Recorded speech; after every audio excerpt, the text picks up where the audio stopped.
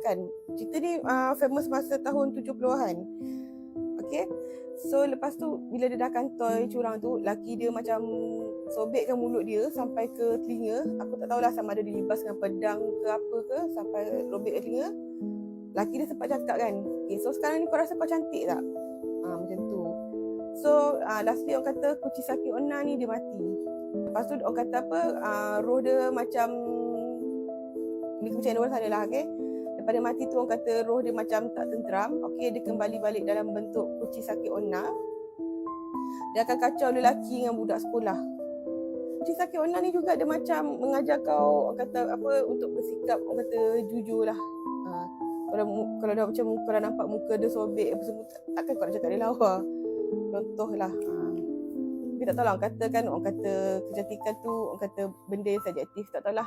Tetap orang kata, oh dia tetap lawa walaupun mulut dia sobek. Contoh. So tu adalah urban legend yang pertama dari Jepun, Kuchisake Onna. Okay? Dia orang kata apa, karakter Kuchisake Onna ni memang tipikal lah mana-mana hantu dekat seluruh dunia ni. Dia memang kebanyakannya perempuan berambut panjang, lepas tu pakai baju putih.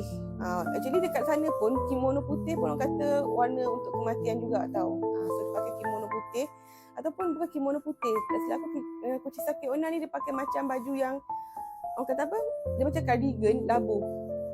Macam tu, macam tutup tapi nipis lah, kada putih macam tu kan. Lepas tu dia akan pakai topeng. Topeng yang macam mask yang kita pakai masa Covid dulu.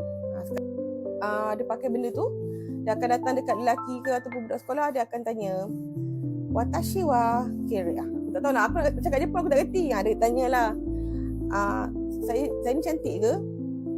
Kalau kau jawab cantik, dia akan buka orang kata apa, topeng kat muka dia tu. Nanti kau akan nampak tau sobek macam tu kan. Mesti orang akan macam, kau mesti panik lah kalau kau betul nampak lah kan.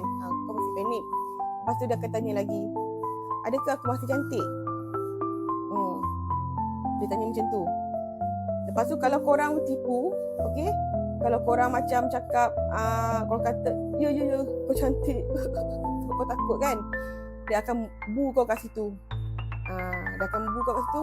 Thank you Ain, tap live. Ya Allah, terima kasih. Semoga murah rezeki kepada siapa